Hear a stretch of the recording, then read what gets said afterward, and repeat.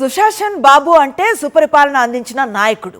బీహార్లో నితీష్ కుమార్ని అలాగే పిలుస్తారు. దాదాపు 20 ఏళ్ల పాటు ఆ రాష్ట్రానికి ముఖ్యమంత్రిగా కొనసాగారు నితీష్. ఇప్పుడు పట్నా వదిలి ఢిల్లీ ఫ్లైట్ ఎక్కేశారు. తన సీఎం ఇన్నింగ్స్ ముగించి మోదీ కేబినెట్లో చేరేందుకు రెడీ అయ్యారు. జేడీయూ అధ్యక్షుడు బీహార్ ముఖ్యమంత్రి నితీష్ కుమార్ రాష్ట్ర రాజకీయాలకు దూరం జరిగారు. రాజ్యసభ ఎన్నికలకు నామినేషన్ దాఖలు చేశారు. కేంద్ర హోంమంత్రి అమిత్ షా సమక్షంలో పట్నాలో రిటర్నింగ్ అధికారికి నామినేషన్ పత్రాలు అందజేశారు. నితీష్తో పాటు బీజేపీ జాతీయ అధ్యక్షుడు నితిన్ నబీన్ సహా 5 ఎన్డీఏ సభ్యులు నామినేషన్లు వేశారు. బీహార్లోని అసెంబ్లీ, శాసన మండలితో పాటు పార్లమెంట్లోని లోక్సభ, రాజ్యసభలకు ప్రాతినిధ్యం వహించాలనేది తన కోరికని తెలిపారు నితీష్ కుమార్.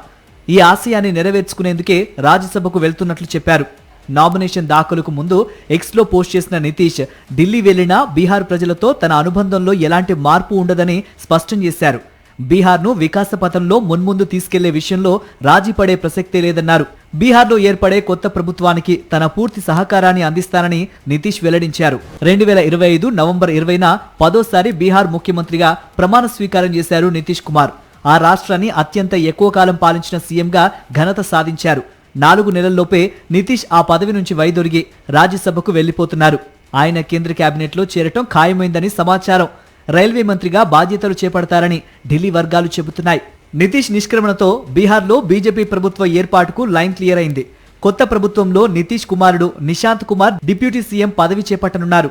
బీహార్ రాజకీయాల్లో నితీష్ కుమార్ది ప్రత్యేక స్థానం. అభివృద్ధి, సంక్షేమంతో బీమారు రాష్ట్రాన్ని గాడిలో పెట్టి సుశాసన్ బాబుగా పేరు తెచ్చుకున్నారు. సోషలిస్టు నాయకుడైన నితీష్ 1985లో జనతాదళ్ నుంచి తొలిసారి ఎమ్మెల్యేగా గెలిచారు. అనంతరం జార్జ్ ఫెర్నాండెస్ కలిసి 1994లో సమతా పార్టీని స్థాపించారు. 1996లో నితీష్ తొలిసారి లోక్సభకు ఎన్నికైన వాజ్పేయి ప్రభుత్వంలో కేంద్ర మంత్రిగా పనిచేశారు. 2005 అసెంబ్లీ ఎన్నికల్లో ఎన్డీఏ కూటమి ఘన విజయంతో తొలిసారి బీహార్ సీఎం అయ్యారు నితీష్ కుమార్. 2010 ఎన్నికల్లోనూ ఎన్డీఏ అధికారం నిలబెట్టుకుంది. అయితే 2013 జూన్లో నితీష్ సంచలన నిర్ణయం తీసుకున్నారు.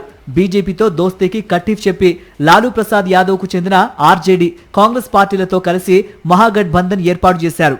అక్కడి నుంచి అటూ ఇటూ కూటములు మారుతూ బీహార్ రాజకీయాల్లో పలు సంచలనాలకు కేంద్ర బిందువు అయ్యారు నితీష్. అలయన్స్ ఏదైనా గెలుపు తనదే చేసుకున్నారు. ముఖ్యమంత్రి పదవిని వదులుకోలేదు. 2024 జనవరిలో మరోసారి ఎన్డీఏలో చేరిన నితీష్ ఇక చివరి వరకు ఇక్కడే ఉంటారని ప్రకటించారు. 2025 అసెంబ్లీ ఎన్నికల్లో ఎన్డీఏ విజయంతో 10వసారి బీహార్ సీఎంగా నితీష్ కుమార్ బాధ్యతలు చేపట్టారు.